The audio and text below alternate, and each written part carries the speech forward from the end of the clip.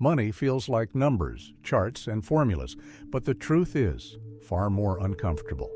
Your financial life is shaped less by math and more by psychology. You can understand every strategy, memorize every rule, and analyze every trend, yet still fall into the same traps over and over again. Your emotions, your history, your biases, and your beliefs influence your decisions far more than spreadsheets ever will. That's why so many people struggle financially, even when they know exactly what they're supposed to do. You might think you make rational financial decisions, but two people can look at the same opportunity and come to completely different conclusions. Not because one is smart and the other is foolish, but because they're living different internal realities. Someone raised in financial fear sees danger everywhere. Someone raised around abundance sees possibility everywhere. Your personal history becomes the lens you see money through, and no amount of reading or information can override lived experience. You're logical inside your story, but your story is not the whole world. We love the idea that financial success is earned and failure is deserved. It makes life feel fair. But the real world is a mix of effort, luck, timing, risk, and circumstances no one chooses. Some people did everything right and still struggled. Others stumbled into opportunities without even trying. Life contains both. That's why humility matters. Don't take full credit when you win, and don't carry full blame when you lose.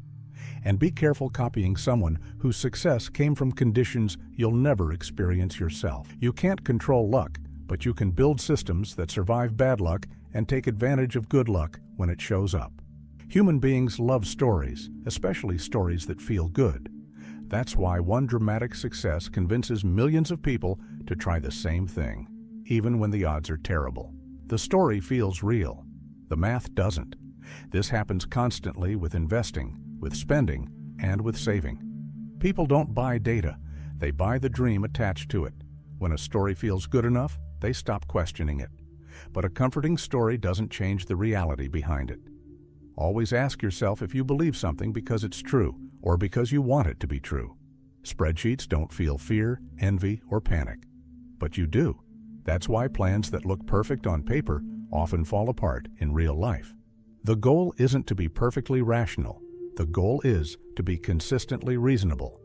A reasonable plan is one you can emotionally stick with, even when things get uncomfortable. Long-term progress comes from sustainability, not perfection. You don't lose money because you're unintelligent.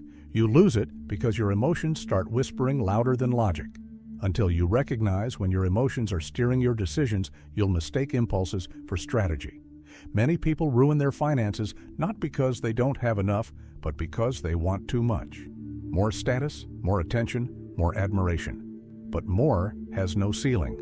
Comparison never ends. You reach one level and immediately see someone above you. If you don't define what enough means, the world will define it for you, and the world will never let you stop chasing. Real wealth isn't excess, it's peace. And peace begins the moment you draw a line and protect it.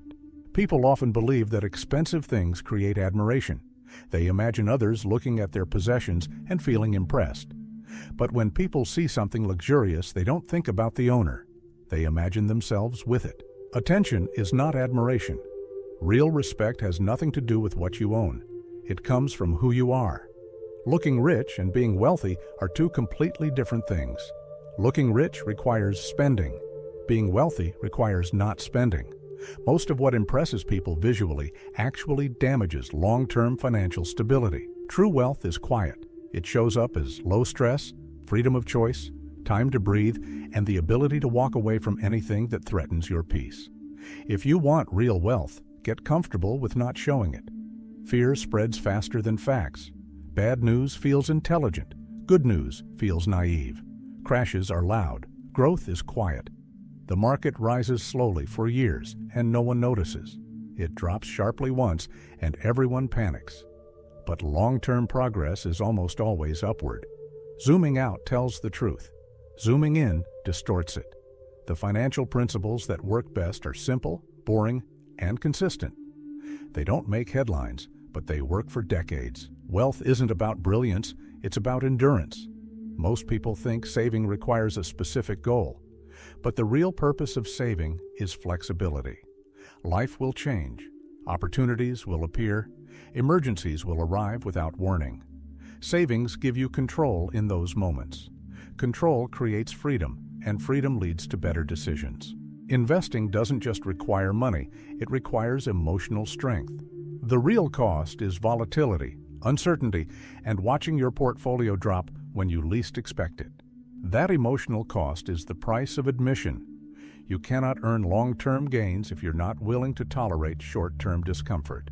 Avoiding that discomfort usually leads to worse outcomes through panic or impulsive changes. Making money requires boldness. Keeping money requires caution. Building wealth is offense. Protecting wealth is defense. The people who stay wealthy aren't fearless. They're prepared. They expect turbulence. They design their systems with room for error. They survive. And if you survive long enough, compounding does the heavy lifting. Most financial plans fail not because they're wrong, but because the person using them wasn't prepared for the emotional pressure. Real plans leave space for mistakes and unpredictability. Rigid plans break. Flexible plans withstand reality. You don't need exceptional skill to build wealth. You need time. Time multiplies everything. Small, consistent gains repeated over many years outperform brilliance over a short period. Compounding is slow at first, then suddenly unstoppable. Most people quit too early to ever see the explosion. A small number of big wins often shape the majority of your financial progress. Failure is normal. Being wrong is normal. You just need a few things to go right, and the longer you stay in the game, the more likely you are to experience those rare moments. Most people don't actually want money. They want the freedom money can create. The freedom to choose how you spend your time, the freedom to step away when something doesn't feel right, the freedom to protect the people and the life you care about. Money's greatest reward is control. The biggest financial events of your life will be the ones you didn't see coming. History doesn't repeat. It evolves. The world continues to change, and the only real skill that wins long-term is the ability to stay calm in uncertainty. You will change. Your goals, priorities, and values will evolve. Plans that don't account for this create regret. Plans that leave room for change create freedom. Don't lock yourself into a future you may not want. And finally, one of the biggest traps in finance is copying people who are not playing the same game as you. You don't know their responsibilities, their timelines, their fears, or their goals. Their strategy may be perfect for their life and completely wrong for yours. Success comes from knowing your game, staying committed to it, and tuning out everything that doesn't align with it.